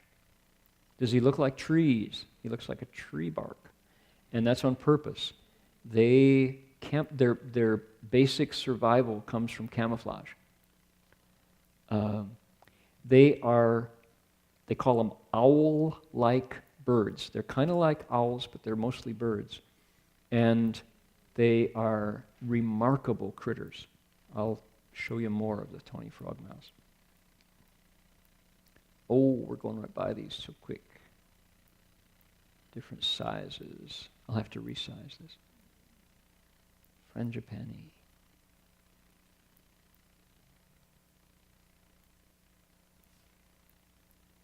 Oh, well, I could just stop struggling. Here's Bob. Poor fella. Good sturdy heart. This is the main Buddha as you come in the front gate. Very nice. Good feeling. We did the Sangwe Wujie, the refuges and the precepts. Most of these folks drove or flew up from Melbourne, which is a 4-hour flight.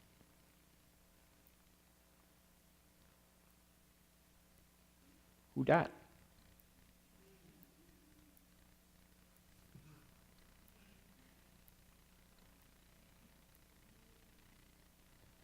In the rain. That's an unhappy bird. These are raindrops caught in the camera.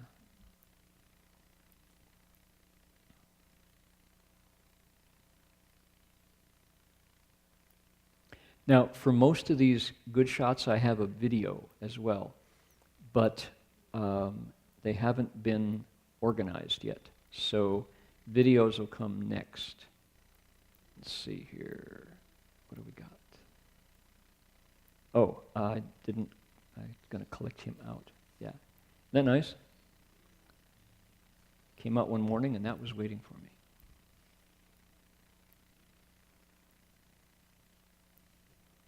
Frangipani.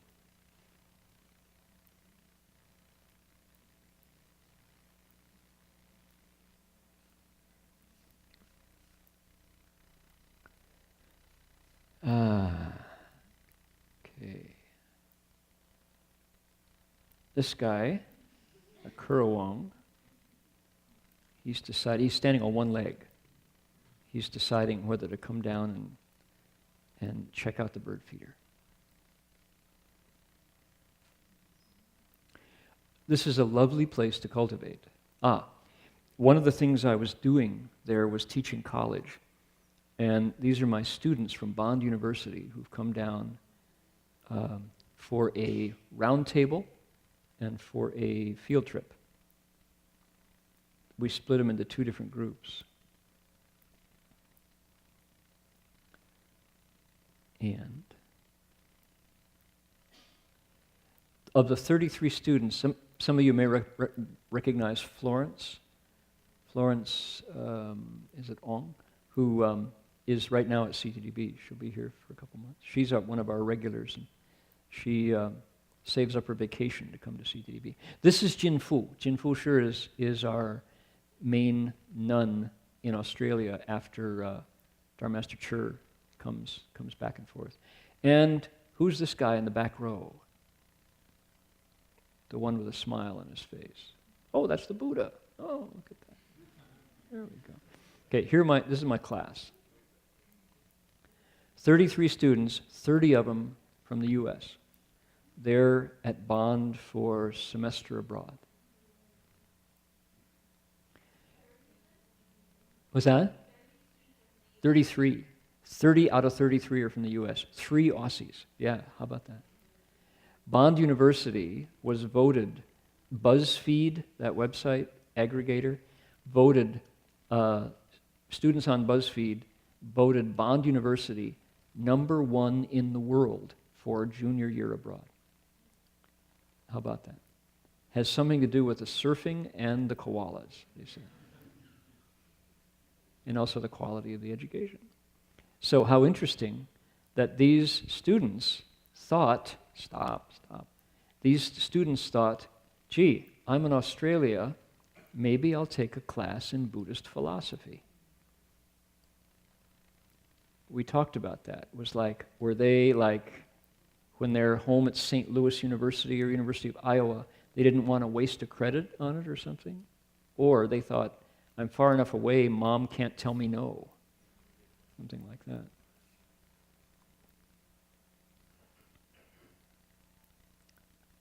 These are kids with incredible... Okay, are you ready? What happens during class break?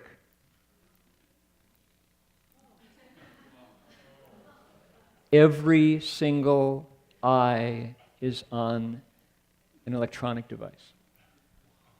How about that? Welcome to education in the 21st century. Now, we had a rule. This is during break, right? As soon as it's class time, it's like, put that thing away.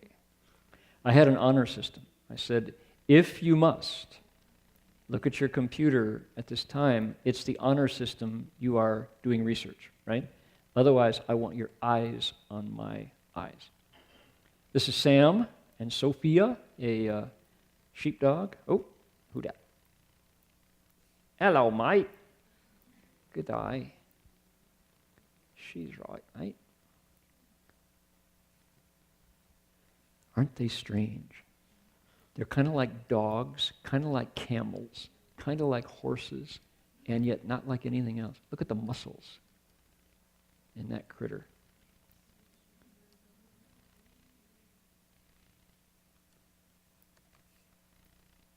Oh.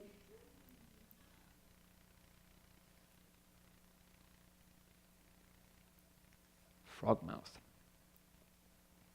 Oh.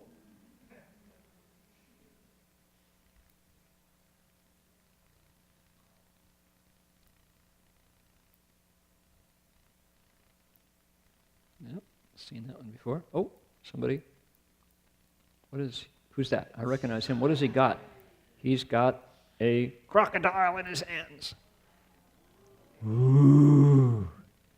Gets major brownie points for that. Luckily, the crocodile's mouth is rubber banded shut.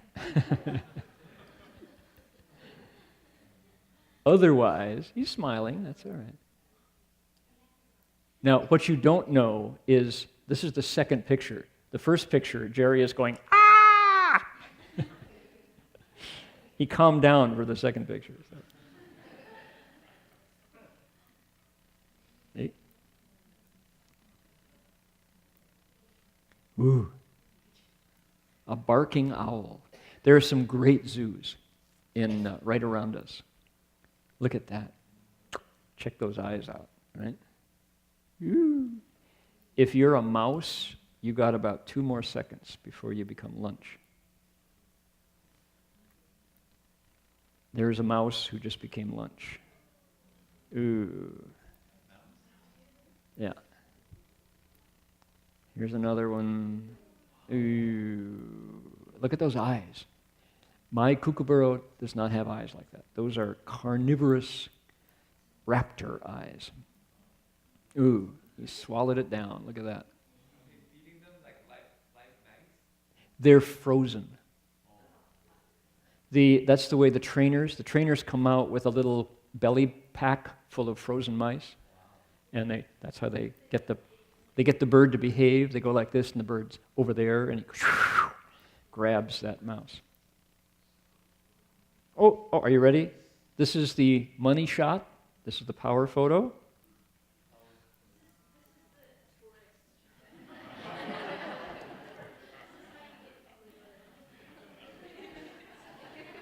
I bet you wish you had one.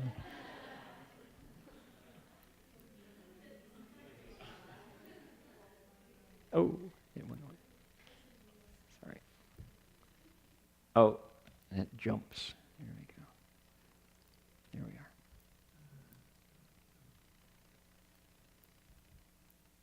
How about that? Aren't they something? They sleep 18 hours a day. Not because there's all kinds of theories. Are they drunk? Are they what? It's that They have one kind of food, which is a certain kind of eucalyptus. They eat like 3 or 4 different strains of the 30 eucalyptus. And eucalyptus leaves are so low in nutrition that they have to sleep because there's just not enough food flowing through their bodies after their diet. Okay, here is Jeff, the sheep herder. Notice his hat. I have one of his hats. That's an akubra called a kuberpedi, a kubra. And I was so delighted to see that the old sheep herder has my hat. Mushrooms. Okay, we're going to skip on down because I want you, before we stop, I want you to see Ali. This is something. This is a glossy black cockatoo, and they're endangered and they're rare. This bird is this big. It's that large. And they are, our monastery is protected. It's a protected game space because of these birds. These birds are home there, and they're rare. And so because of them, notice he's got like a pine cone. It's a casuarina, these things that are growing there. And he bites it with his beak. So these guys are really special. And we saw them on one Saturday, and went, snap, snap, snap, snap, snap, snap, snap, because it's our claim to fame, and it's also how we have to protect them. These are volunteers helping clear our bush and turning it into space. So these are our local Aussie neighbors. She's a forest ranger, she's an accountant, she's a legal aide. That's Sam. This is David, our retired gardener. School teacher, counselor, professor at Griffith University. Rabbit. You'll see what that is. Toad. Here he is again. Toad on a lily pad. We're moving through. This is a sacred ibis. Huge. It's a huge bird. It flies overhead once a day, going back to the forest. And strange, man. That is a strange critter. There he is. So this is what I see off our veranda, off our balcony where the monks live. There he is. Look at that ibis right there. We live in a beautiful place. Okay, this is what I want to show you. This is Ali the kookaburra. Kookaburra up in the old gum tree. And I want you to hear him. This is...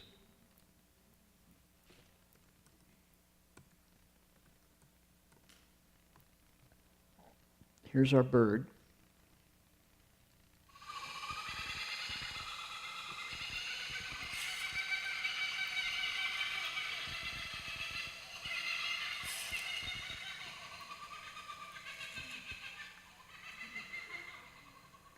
Every day. Oh, stop. Twice a day. Quit. Thank you. Stop that. That's good. Okay. Rough drafts. So these, twice a day, is called the Bushman's alarm clock. These birds explode like that. What you were hearing was 2 or 3 of them. That's a family. And they have this incredible voice. And there he is. That's Ali. And so one day, Sam and I were on the deck, and he flew down to the railing. And it's like 3 feet away from us, looking at us. We're going, what do we do now? And so we thought, well, feed him something. So I had some crackers, saltine crackers. I crackled them up and put them down, and he went, what's that? Not that. And so we watched him, and kookaburras, there he is, there's Ali. Isn't he cute? They are famous for eating snakes. I have seen them eat a snake longer than his body. And our place, knock on wood, is remarkably free of snakes. And it may well be because of these birds. So they eat snakes and lizards, and unfortunately other birds as well. They're carnivorous. So we thought, what do we feed him? What do we feed him? So we hit upon, Sam said, hey, we have some su ho toi. We have mock meat, ham, veggie ham. So there's this veggie ham that comes in a roll. You slice it up, rinse the salt out of it because it's super salty and that wouldn't be good for him. And we break it up and offer it to Ali. Oh, he thought that was just the cat's meow. And isn't he, look at him, isn't he good? What's that? Turning vegan? Well, slightly at least. At least while we're around, he'll be vegan. But he loves the veggie ham. Look at him. He good? His eyes are not like terrifying the way those other... Oh, and by the way, for 2 years now, at night, I've been hearing this thump, thump, thump, thump, thump, thump over my head on the roof at night. And I found out who it was just a month ago. This is called a brushy-tailed possum. And they say that these possums are on everyone's roof in Australia. They're very common. And now we have possums. We have our possums with their naked tails and their kind of rat-like thing. This is an Australian possum. And they're garbage cans. They will eat absolutely everything. And they notice their claws. Check these feet out. They go right up the wall. They are like flies. They can go right up. And so they spend most of their time in the trees. But, so, to finish the story about Ali, we started to feed him, and he showed up every morning. Every single morning, he would be bright and early there on the railing, looking in the window, you know, hi. And he would make a sound. Instead of going, wah, that you know, huge sound, he would go, I'm here. And so I got to know Ali and have been feeding him veggie ham and telling him, Namo Omidofo. And he doesn't quite get that part yet, but we're working on it. And turning him into a veggie. And let me see here. Where is... And there we go, down here. Right.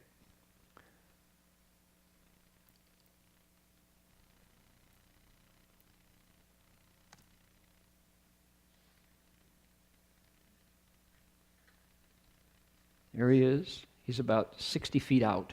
And he sees me bring out the ham, and what does he do? Oh, here he comes. And you have to see that in slow motion.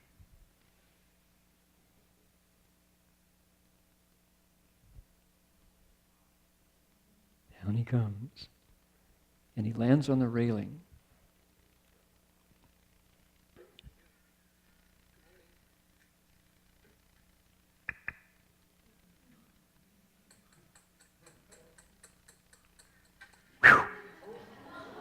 Did you blink? Try it again.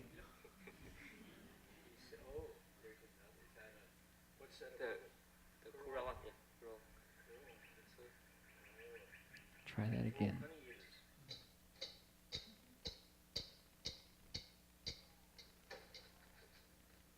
And away he goes. This was early on. He was like getting to know us. Now, wait, notice down here. Here's the bird. See on the right side over here? Okay, here's the veggie ham. All right.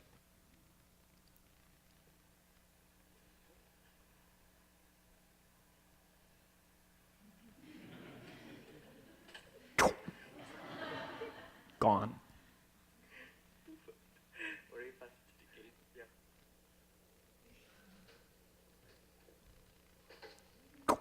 Whoa. Okay, this is Sam Ong. We're going to get to know him in a couple months. This is like the third day we fed Ali.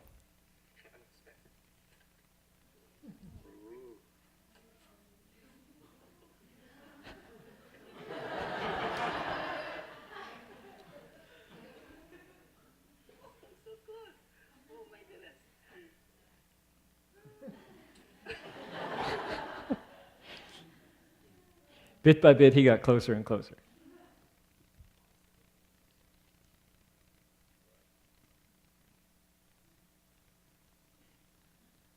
This is a cute bird, I swear. He's got something very lovable inside him.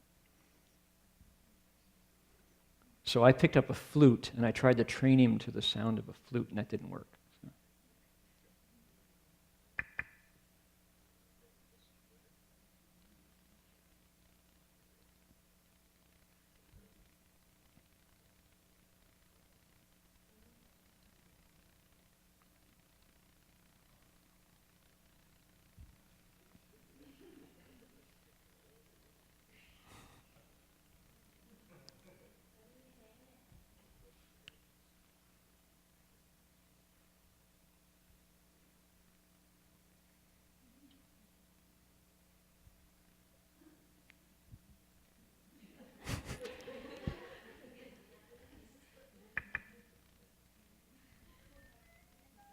Playing my flute didn't work.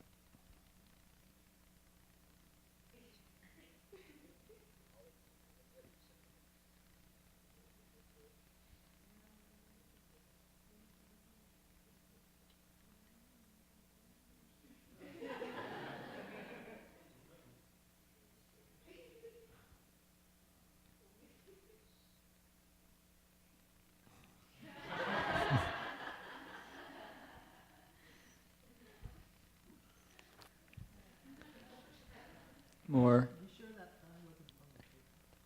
Say again? Yeah, you sure might. Yeah, that's right. That's actually it said paper cut? No, it's a paper cut. Let's see here. Is this the... Yes. Okay. That's my knee.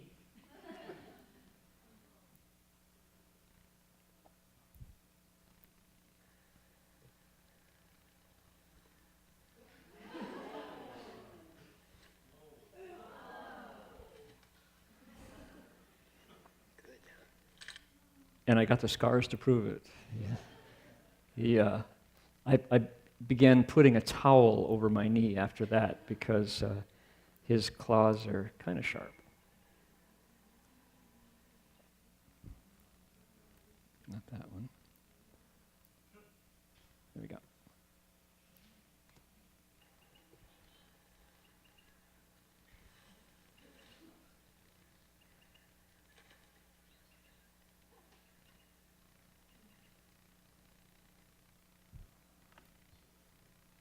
I think there's more.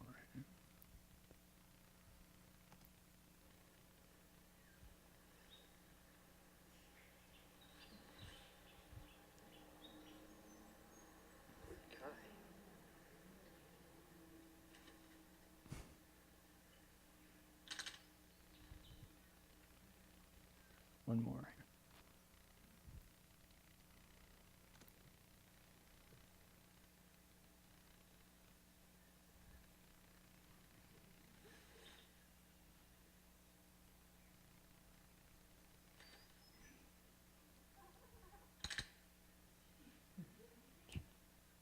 Isn't he cute? So, okay, now the issues, and we need to honor this. There are people who say, bad idea to feed wild animals. And I kind of get that. You don't want to get them accustomed to you, right?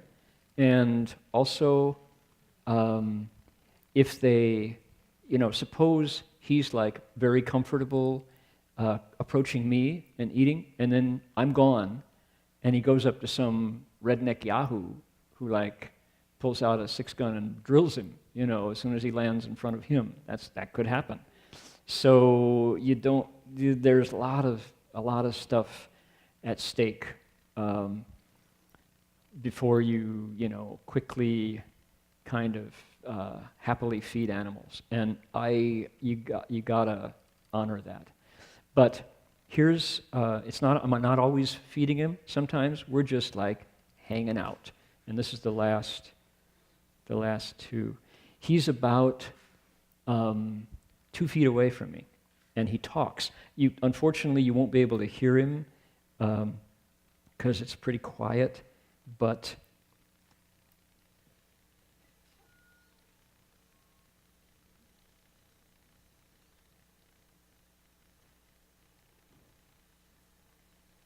he's very happy to hang there.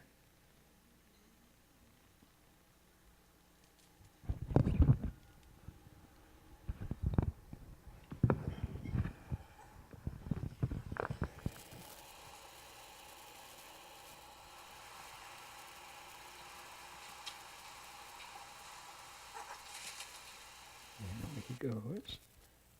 And this one.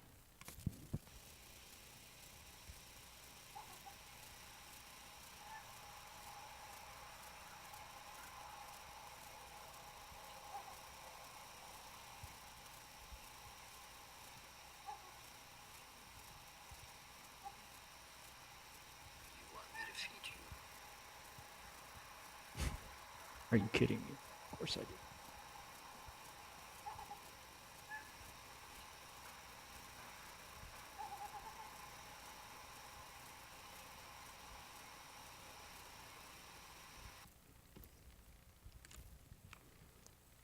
And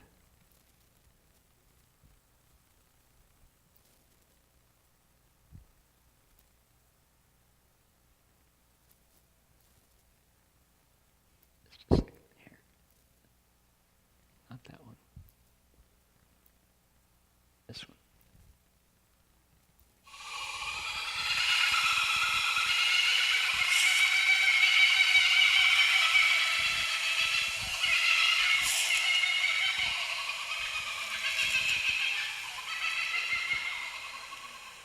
Gold Mountain Moss. Oh, I did it again.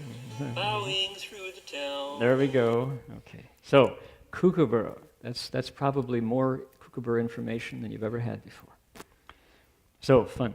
Okay, before we go, next week we'll do the videos. We got lots of videos.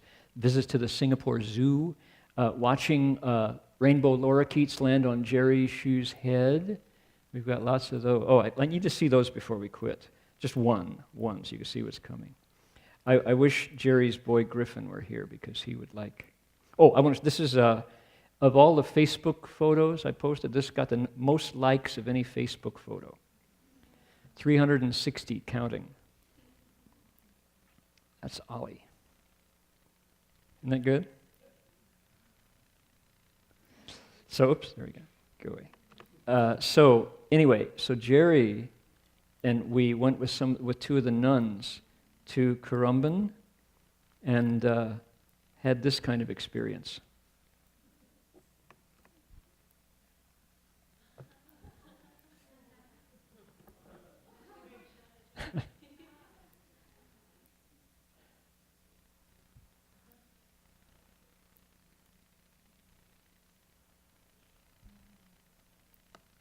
These are called rainbow lorikeets. Look at Pham. This is Chinnai Shu.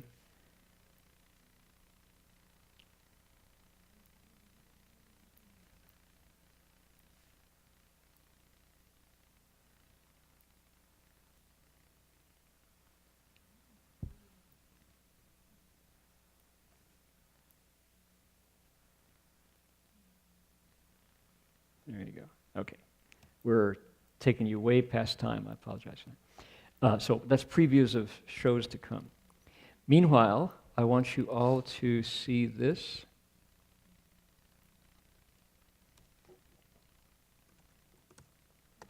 Oregon.berkeleymonastery.org. Buddha Root Farm 2014. This is coming up very shortly, and we're doing it earlier than usual. Notice the dates here, July 6th to July 12th. Okay, y'all see that one? July 6th to July 12th. That's Sunday to Saturday, and it's the same as we've done before. Our topic is Buddha Dharma and Western values, looking into the 6 guidelines and how they apply to our lives. Here's the daily schedule. This is the fill-in registration.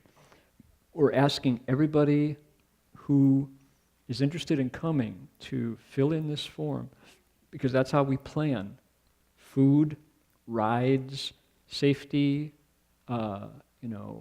jobs, etc. So these are directions how to get there. If you want to know how to go, just ask Phil. Phil will tell you exactly how to get there. and what to bring, and it's a monastery, what not to bring, videos from years past, right? And highlights of 2012, 2011, some of the stuff that goes on there, 2009, the weather, etc. So please do consider giving a week to Buddha Root Farm, to our DRBA event in the woods, in the mountains of coastal Oregon, near Reedsport. It's a wonderful weekend.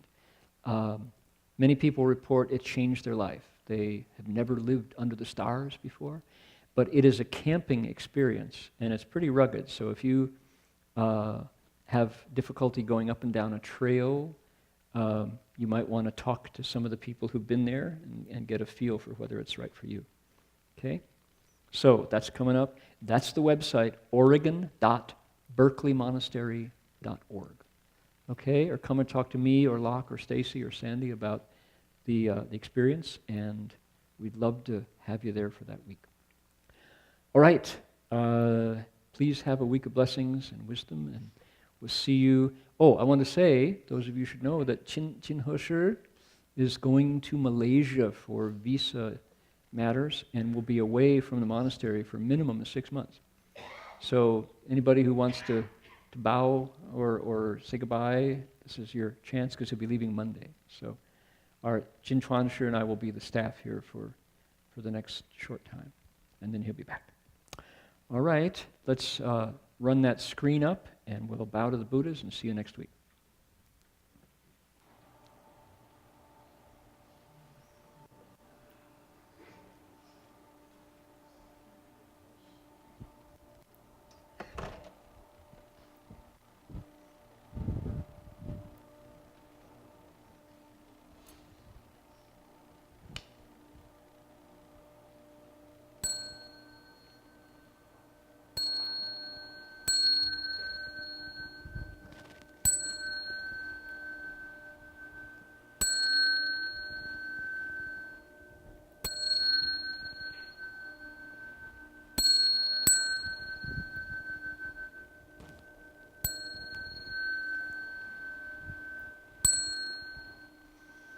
Bow in respect to the Venerable Master.